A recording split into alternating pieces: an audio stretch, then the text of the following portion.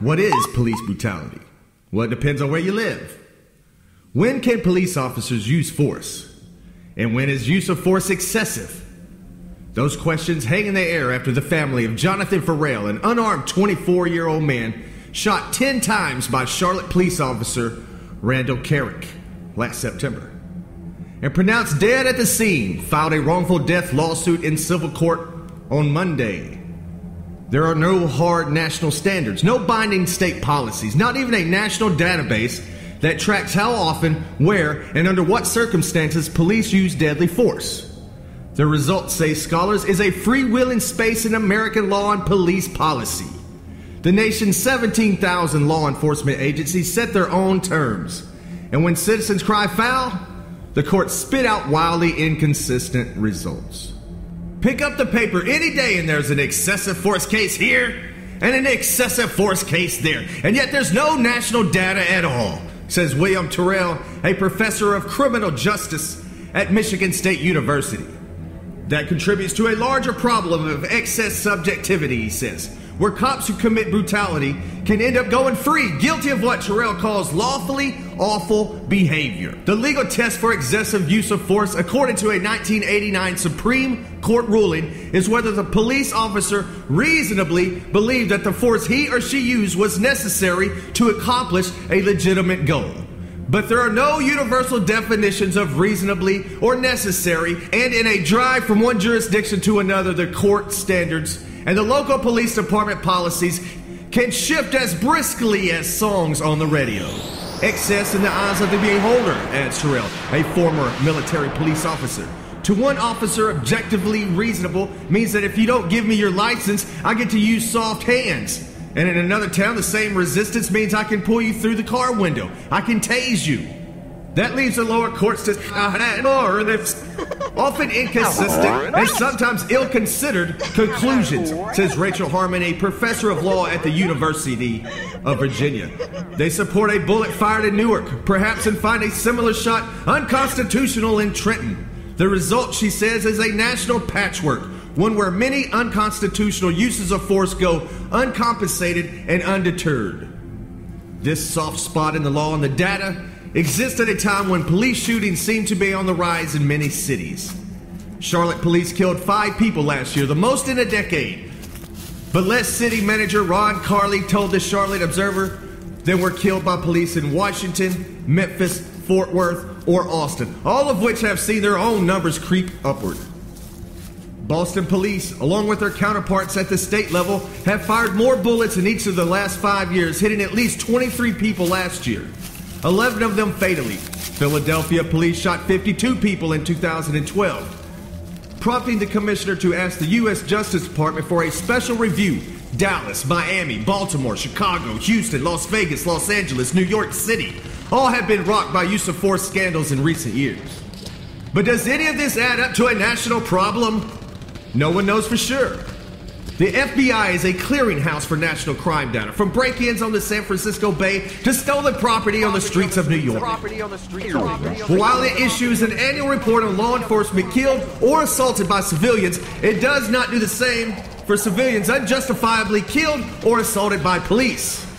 In 1994, Congress required the Attorney General to acquire data about the use of excessive force by law enforcement officers and publish an annual summary of this data. It was never implemented, says Terrell. The Justice Department did not return a request for comment. The FBI, meanwhile, acknowledged the shortcomings in its data. The data collected in general, in nature, said FBI spokesman Stephen G. Fisher Jr. in an email to NBC News, and does not allow for the level of detail to determine the occupation of the offender. To help fill the data gap, Terrell and colleagues recently completed a national survey of police use of force policies, examining how these policies translate to outcomes on the street. He got more than 600 departments to participate, and he isolated 8 more, including Charlotte, for a deeper look, including a survey of officers and a 2-year review of crime, complaints, and instances of police violence. He went looking for what amounts to a standard policy, and hopefully an ideal one, but what he found was jarring. There's no such thing as a standard policy, and nothing currently in use is ideal. More than 80% of departments train officers on a use of force continuum, running from less lethal to more lethal, depending on the level of civilian resistance. Within the continuum, however, there's a variety allowing for nearly all types of force against nearly all types of resistances. Departments pick and choose, tweak and adapt their policies in a multitude of ways. Terrell and his colleagues wrote, all unfortunately with no empirical evidence as to which approach is best or even better than another.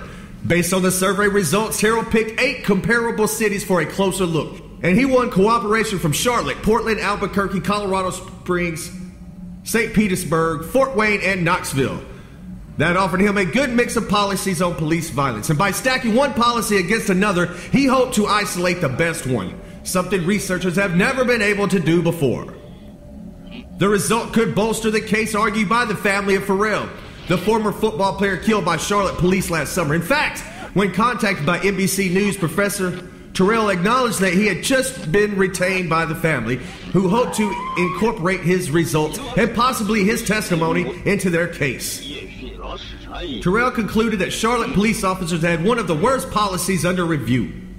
The city's officers didn't use force more often, but when they did use it, they injured suspects at by far a greater rate. 73% compared to 45% for the next city on the list. Charlotte's officers were also among the most likely to point their guns.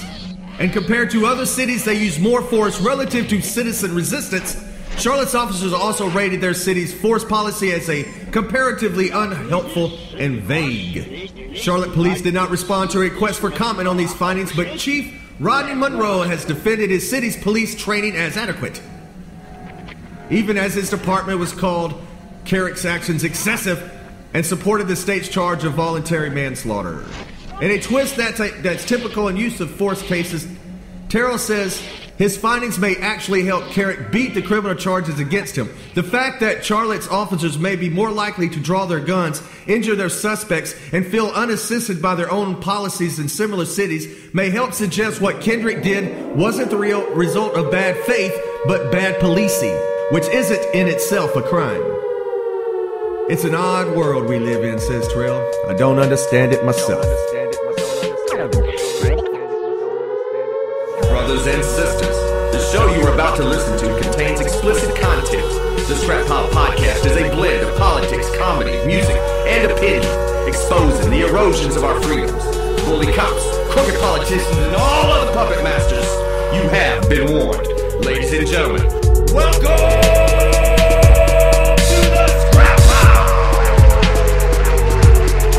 Ladies and gentlemen, brothers and sisters, it's MiztirE here on the Scrap Pile Podcast. Thanks for tuning in, folks. If you're new to my show, welcome. And if you're an old listener, you wonder where I've been, I'm back. Totally back. And this first story I'd like to get into is from hightimes.com. Cops planning marijuana to test drug dogs. That's right, Bobby. You heard me right. Cops planning marijuana to test the drug dogs. The use of drug dogs, K-9 officers, to smell illegal contraband has long been a tool in the cops' arsenal to bypass the protections of the Fourth Amendment and search citizens' cars at a roadside traffic stop. Now, damning testimony from an Illinois police officer details how some cops abuse that power to conduct policing for profit. Collinsville, Illinois police officer Michael Reckert has been questioned on video by defense attorneys in the case of a man named Terrence Huff. Huff, a documentary filmmaker, was returning from a Star Trek convention in St. Louis with a friend when Reichert pulled him over. Reichert claimed his canine alerted to the presence of drugs in the car. Huff and his friend were forced to sit on the side of the freeway while officers combed through his car, only to find no measurable quantity of drugs. Do we got a clip, Bobby? Hey, roll that clip. Attorney Louis Meyer questions Michael Reichert for 5.5 hours on a variety of subjects and practices. There's one practice in particular that I found to be very disturbing, and I feel like the public has a right to know about it. I'll let Officer Reichert explain the rest. You ever do residual training? Not specifically residual training, but we will run across that in times where, like if we're training where we train all the time.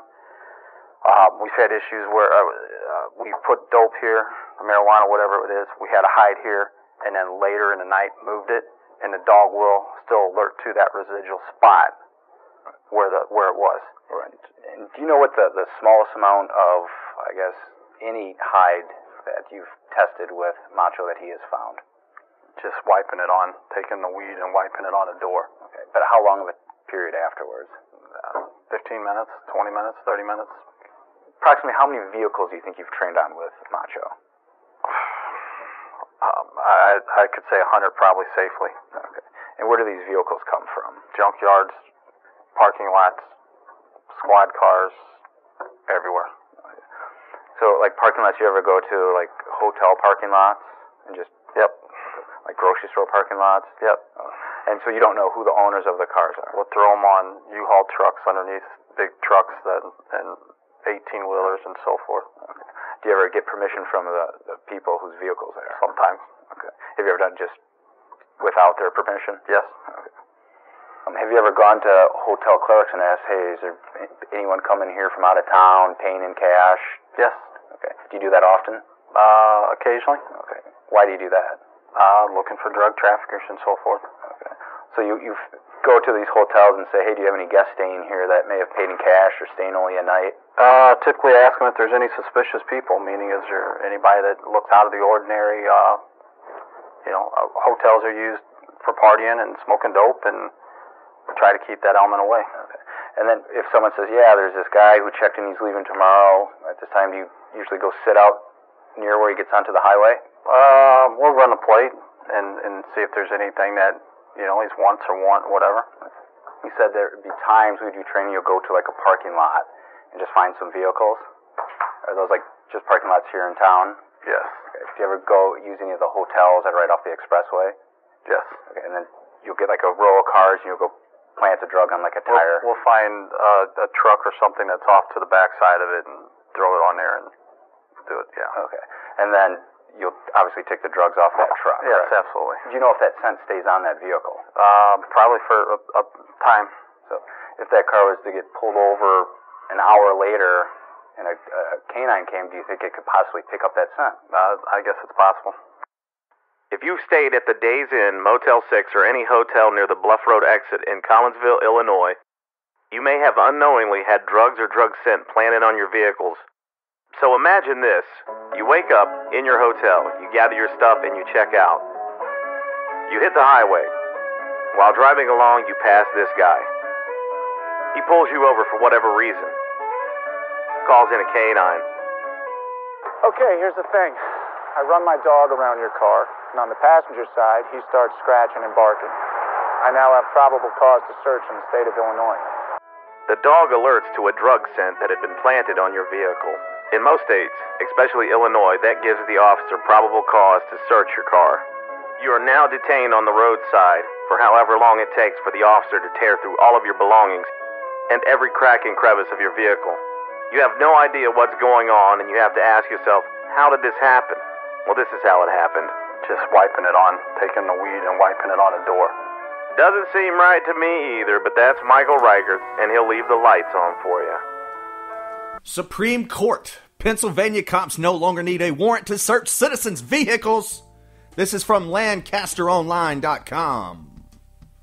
Pennsylvania police officers no longer need a warrant to search a citizen's vehicle, according to a recent state Supreme Court opinion. The High Court's opinion released Tuesday is being called a drastic change in citizens' rights and police powers. Previously, citizens could refuse an officer's request to search a vehicle. In most cases, the officer would then need a warrant, signed by a judge, to conduct the search. That's no longer the case, according to the opinion written by Supreme Court Justice Semius McAfee. The ruling passed on a 4-2 vote was made in regard to an appeal from a 2010 vehicle stop in Philadelphia. Local police and legal professionals are calling the opinion big news. This is a significant change in long-standing Pennsylvania criminal law, and it is a good one, Lancaster County District Attorney Craig Steedman said Wednesday afternoon.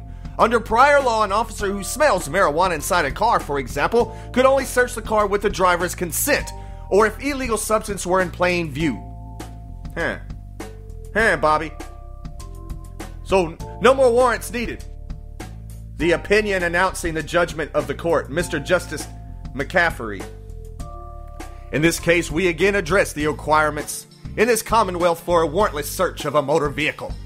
After consideration of relevant federal and state law, we now hold that with respect to a warrantless search of a motor vehicle, that it is supported by probable cause. Article 1, Section 8 of the Pennsylvania Constitution affords no greater protection than the Fourth Amendment to the United States Constitution. Accordingly, we adopt the federal automobile exception to the warrant requirement, which allows police officers to search a motor vehicle when there is a probable cause to do so and does not require any exigency beyond the inherent mobility of a motor vehicle. On January 15, 2010, Philadelphia police officers Baker and Waters were on a patrol in their marked car in the area of North 58th Street and Florence Avenue when they observed Shyam Gary, Apili, driving an SUV with heavily tinted windows. Believing that the level of tint in the windows violated Pennsylvania's motor vehicle code, the officers stopped and approached the SUV. As they did so, they noticed the smell of marijuana emanating from the passenger and driver's sides of the vehicle. When Officer Baker asked Apili if there was anything in his vehicle that the officers need to know about, Apili responded that there was some weed. The officers removed Apili from the SUV, placed him in the police cruiser, and summoned the K-9 unit. As police officer Snyder and his dog Leo began to walk around the SUV, Apili got out of the police cruiser and started running from the scene. With Leo's help, the officers apprehended Apili and returned him to the police cruiser. The search of Apili's SUV yielded approximately 2 pounds of marijuana found under the front hood in a bag lodged next to the air filter. Opinion of Court of Common Pleas dated 12/15/10 at 2 notes of testimony, suppressing hearings 4/28/2010 at 6/11 NT hearing. Municipal Court of case, Apili was arrested, charged with possession of controlled substance, possession with intent to deliver. You know, this world's just getting crazier by the minute. It's a police state, folks. The police get away with more and more every day. Remember the Kelly Thomas beating? They beat that man to death. Got away with it. Didn't even try the third guy. Because the first two were acquitted. Look at the Albuquerque police. Shoot campers. It happens every day. They're not held accountable for anything. It's like legal murder, because they're a cop. They used to be called peace officers. They used to keep the peace. Now I would be afraid to call the police even if I needed them. Afraid I might answer the door with a weed controller and get shot! Get shot! They just get paid vacations. Administrative leave, Bobby. It's a sick world we live in. Every day inching closer to socialism. And the people love it. They just love it. I see it out there on the social sites. It's always left versus right.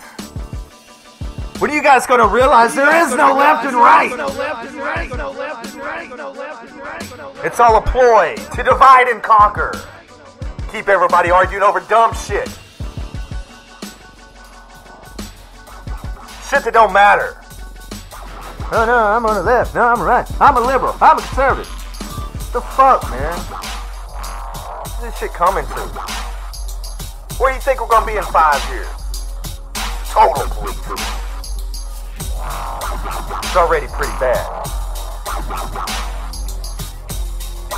It's the world we live in, folks. Get used to it. Or do something about it. Or do something about it.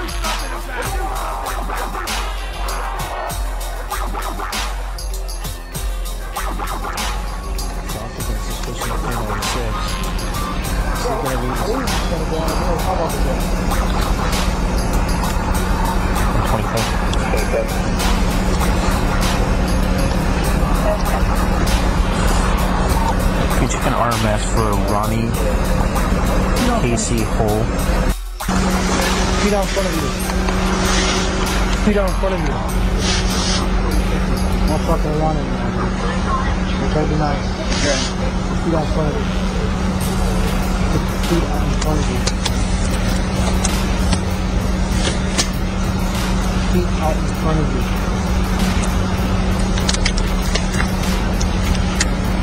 Roll.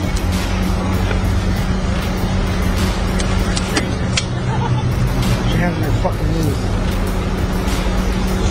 Put your feet out in front of you. Which one is it, dude? Both. I can't do both. Well, you're gonna have to do it real quick. Put your hands on your knees.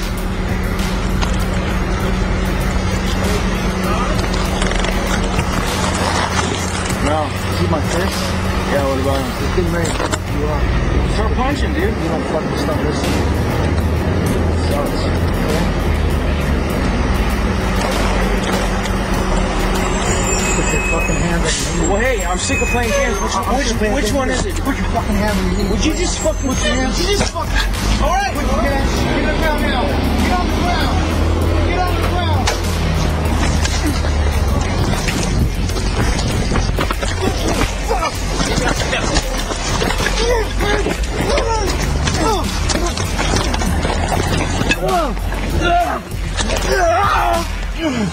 Okay, fuck, dude.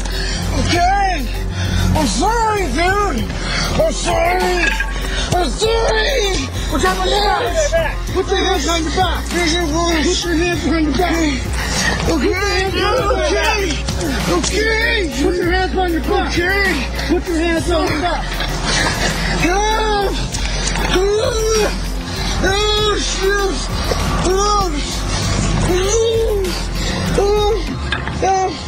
Okay, I'm sorry. I'm sorry, dude. Okay. Put your right hand on your back. Okay, hang on a second. Hang on. Okay. I'm sorry, dude. Put your hand on your back. I'm sorry. Lay on your fucking stomach. Put your hand on your stomach. Put your hand on your back. Okay. Lay on your stomach. Okay, I can't, dude. On your stomach. Okay, I can't breathe, dude. Okay. Here, dude, I can't breathe, man. Fuck. Please, I can't breathe.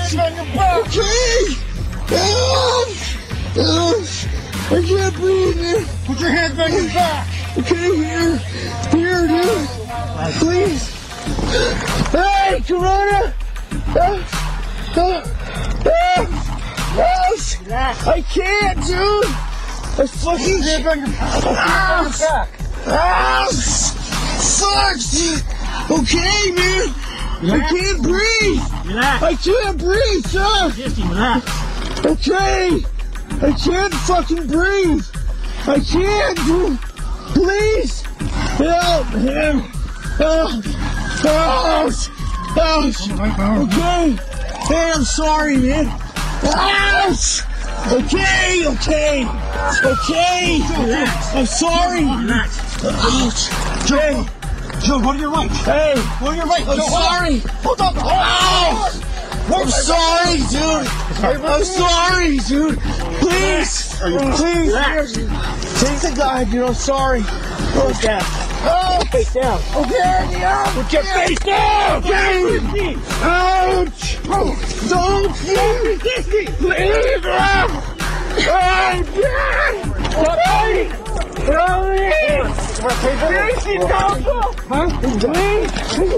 Stop fighting.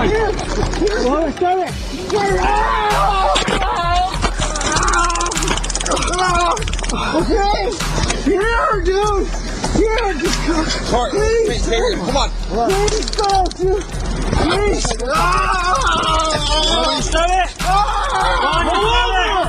Roll on your stomach. Roll on your stomach. Just more cold drink still.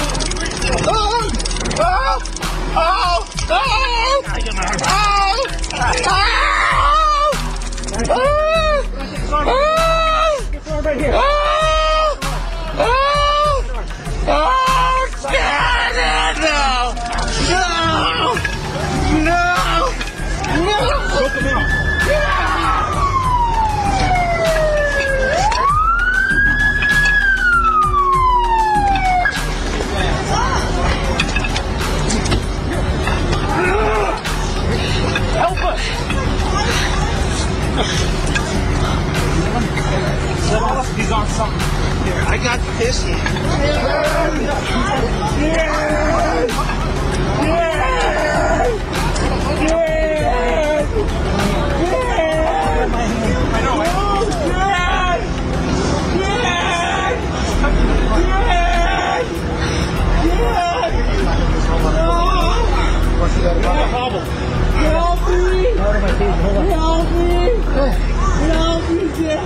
Help me! Here. Bravo.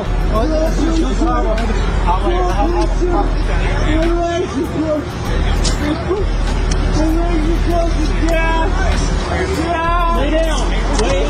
Stay down.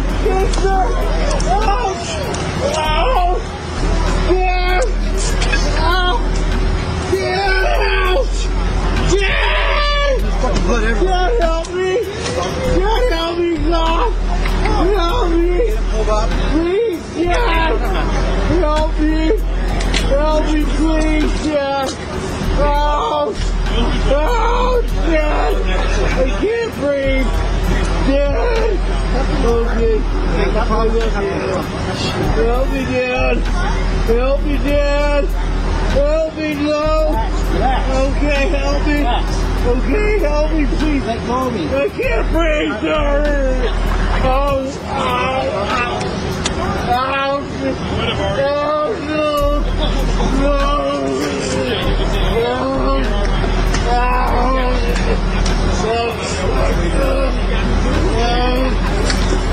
How do you want to pull this down?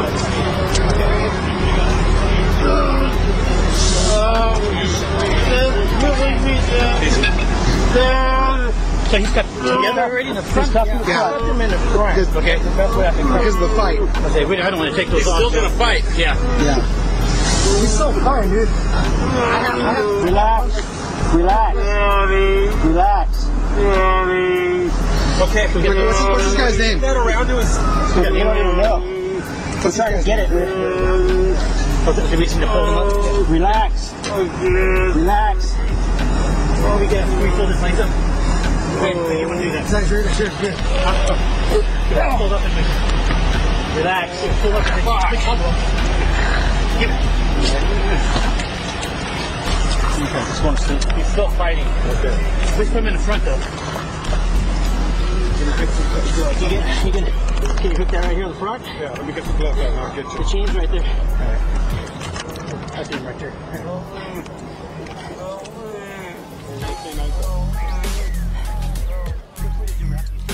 Two of the officers, Manuel Ramos and Joe Cincinnati, were charged with striking Kelly Thomas with a baton and a stun gun in a beating that left him comatose. He died 5 days later.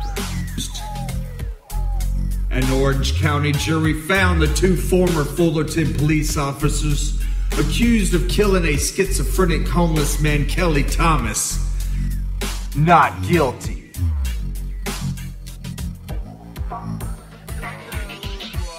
Hey, Hillary Clinton.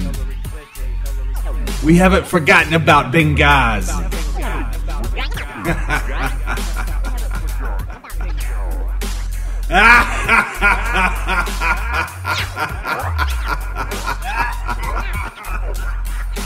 We are closely watching what is happening in Yemen and elsewhere, and we certainly hope and expect that there will be steps taken to avoid violence and prevent the escalation of protests into violence.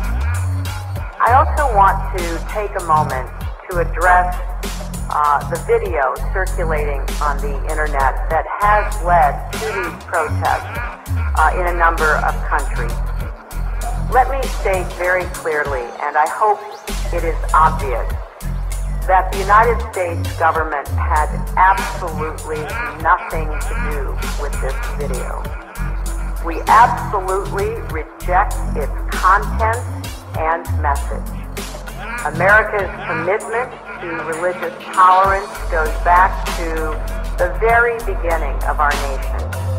And as you know, we are home to people of all religions, many of whom came to this country seeking the right to exercise their own religion, including, of course, millions of Muslims. And we have the greatest respect for people of faith. To us, to me personally, this video is disgusting and reprehensible. It appears to have a deeply cynical purpose, to denigrate a great religion and to provoke rage.